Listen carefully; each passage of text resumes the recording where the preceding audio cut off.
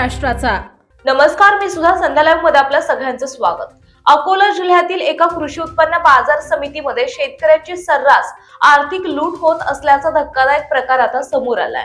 येथील त्रस्त शेतकऱ्यांनी पाठवलेल्या एका व्हिडिओमुळे हा गंभीर गैरव्यवहार उघड झालाय। बाजार समितीतील एका ग्रेडर कडून सोयाबीन उत्पादनाच्या प्रत्येक ट्रॉली मागे तब्बल 5,000 रुपयांची मागणी केली जात असल्याची तक्रार शेतकऱ्यांनी केली आहे। शेतकऱ्यांनी आपला माल विकण्यासाठी हा अवाजवी शुल्क देणे अपरिहार्य झाले। शेतकऱ्यांचे म्हणणे आहे की जर उत्पादनावरच इतका मोठा खर्च लागत असेल तर कृषी उत्पन्न बाजार समित्या आता शेतकऱ्यांच्या आर्थिक शोषणाचा अड्डा बनलाय। ज्या समित्या शेतकऱ्यांच्या हितासाठी स्थापन झाल्या तिथेच त्यांची पिळवणूक होत आहे। पीडित शेतकऱ्यांनी या गंभीर प्रकरणाची दखल थेट पंतप्रधान कार्यालयाने घ्यावी अशी मागणी त्यांनी केली। या गैरव्यवहाराची सखोल चौकशी करून दोषींवर तात्काळ आणि कठोर कारवाई करावी अशी मागणी शेतकरी वर्गाकडून होत आहे। यांच्यासोबत बातचीत केली आहे आमचे प्रतिनिधी तुषार पाटील यांनी। पाहूयात।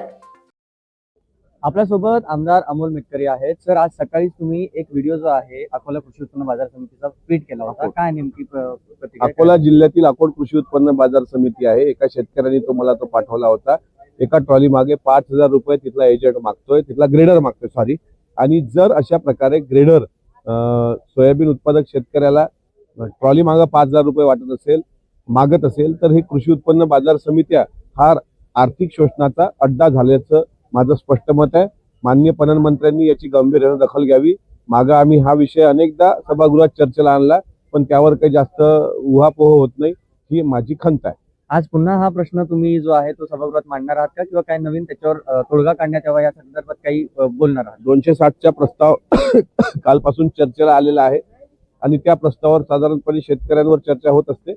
त्या प्रस्तावामध्ये हा मुद्दा मी मांडणार आहे। ताज्या आणि महत्त्वपूर्ण बातम्या पाहण्यासाठी आजच आमच्या संध्या लाईव्ह न्यूज चॅनलला YouTube वर सबस्क्राईब करा आणि बेल आयकॉन प्रेस करा।